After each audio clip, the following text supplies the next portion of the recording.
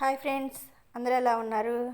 ఈరోజు పొద్దునే మా అమ్మాయిని ఎగ్జామ్ సెంటర్కి అయితే తీసుకెళ్ళి వదిలిపెట్టి వస్తా మాకైతే చేపలు కనిపించినాయి, బాగున్నాయి అని చెప్పేసి మేమైతే చేపలు తీసుకొని అక్కడే చేయించుకొని వచ్చాం.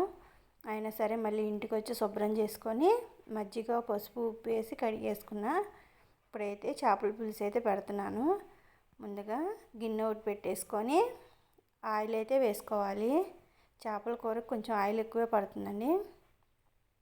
ఆయిల్ వేడెక్కినాక ఒక పెద్దలపాయ అయితే పొడుగ్గా కట్ చేసుకున్నాను. పెద్దలపాయ 2 పచ్చిమిర్చి వేసుకొని కొంచెం దోరగా వేగిన తర్వాత నేను మసాలాలకైతే గ్రేవీకి ఒక పెద్దలపాయ, ఒక టమాటా, కొబ్బరి, పచ్చి కొబ్బరి వేసాను. అవి మిక్సీ పట్టేసుకోవాలి మెత్తగా. వేసుకున్నాక ఈ పెద్దలపాయలు అవి కూడా వేసుకొని ఇంకా అల్లం వెల్లుల్లి పేస్ట్ విడిగా ఉందని చెప్పేసి వేయలేదు, విడిగా దీంట్లో వేసుకుంటున్నాను. కొంచెం పసుపు వేసుకొని బాగా వేయించుకోవాలి. కొంచెం వేగిన తర్వాత ఉప్పు కూడా వేసుకోవాలి. ఉప్పు కూడా వేయించుకొని కాస్త మసాలాలో నీరంతా పోయిందాకా వేయించుకోవాలి. ఈ మసాలాలు వేగితేనే టేస్ట్ బాగుంటుంది. ఇదంతా బాగా వేగిన తర్వాత కొంచెం ధనియాల పౌడరు, కారము వేసుకోవాలి. కారము ధనియాల పౌడర్ వేసేసుకొని ఒకసారి మొత్తం కలిదిప్పుకొని ఇవి చేపలు అయితే వేసుకోవాలి. చేపలు నేను సగం ఫ్రై చేద్దామని తీసాను, కొన్ని అయితేనే వేస్తున్నాను. ఒక్కొక్కటి వేసి చేపలు వేసేసుకొని ఈ మసాలాలోనే ఒక 5 నిమిషాలు మూత పెట్టేసుకొని మసాలాలు పట్టినాక ఒక 5 నిమిషాలు మగ్గించేసుకుంటే బాగుంటుంది. తర్వాత అయితే చింతపండు అయితే పులుసు పోసుకోవాలి. నేను చింతపండు ముందే నానబెట్టి పెట్టాను.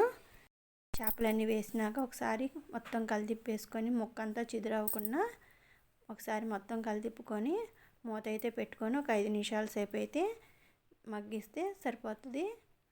ఇంకా తర్వాత విడిగా తీసుకున్న చేపల ముక్కలు అయితే నేను పసుపు, ఉప్పు, కారము, నూనె, అల్లం వెల్లుల్లి పేస్టు, ధనియాల పౌడరు అన్నీ వేసుకొని మసాలా అయితే కలిపేసుకొని ఒక డబ్బాకి అయితే తీసుకొని ఫ్రిడ్జ్లో అయితే పెడతాను.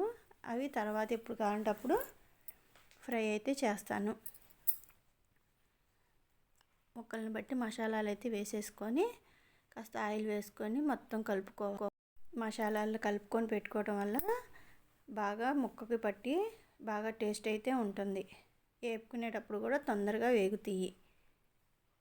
ఇవన్నీ మొత్తం ఒకసారి బాగా ముక్కలకు పట్టిన దాకా బాగా కలుపుకోవాలి. కొంచెము ముళ్ళుంటాయి చూసుకొని నిదానంగా కలుపుకోవాలి. ఇట్లా ఒక ముక్కకి బాగా పట్టేదాకా కలిపేసుకొని నేను ఒక ప్లాస్టిక్ డబ్బాకి అయితే తీసుకొని పెట్టుకుంటున్నాను. అన్ని ముక్క కూడా మసాలాలు కూడా బాగా సరిపోయినాయి. మొత్తం ఇంకా డబ్బాకి పెట్టుకుంటున్నాను. ఇలా పెట్టుకోవడం వల్ల ముక్క అయితే చాలా టేస్టీగా ఉంటుంది. అసలు వేగేటప్పుడు కూడా చాలా క్రిస్పీగా బాగా వస్తాయి. ఇప్పుడైతే ఈ చేపలు అయితే మగ్గినాయి. ఇక చింతపండు చేపలకి సరిపోని వరకు చింతపండు పులుసు అయితే పోసేసుకొని మొత్తం ఒకసారి కలిదిప్పుకొని సిమ్లో అయితే ఉడికించుకోవాలి. కొంచెం కొత్తిమీర వేసుకొని సిమ్లో ఉడికించుకోవాలి. పులుసు అంతా చిక్కబడిందాక ఉడికించుకోవాలి. పులుసు చిక్కగా ఉంటే బాగుంటుంది. చింతపండు పులుసులో ఈ చేపలు బాగా ఉడికితే బాగా చిక్కబడిందాక అయితే ఉంచుకోవాలి. కొంచెం ఆయిల్ కానీ కారం కానీ ఉప్పు కానీ బాగా ఎక్కువే పడతాయి. కారం ఎక్కువ వేయటం వల్ల బాగా కూర టేస్ట్గా ఉంటుంది.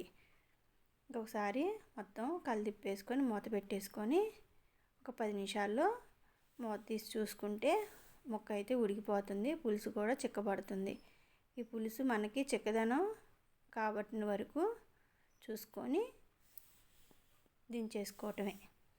ఇవన్నీ నేనైతే ఇట్లా ఒకసారి చూసుకొని మళ్ళీ కొంచెం చిక్కపడాలని చెప్పేసి మళ్ళీ సిమ్లో అయితే పెట్టాను. ఇవన్నీ ఈ లోపల అంతా బాగా చిక్కబడిపోతుంది. ఇలా చిక్కగా ఉంటేనే బాగుంటుంది. ఇదైతే రెడీ అయిపోయింది. ఈ వీడియో కనుక నచ్చినట్టయితే లైక్ చేసి షేర్ చేసి సబ్స్క్రైబ్ చేసుకోండి. Thank you.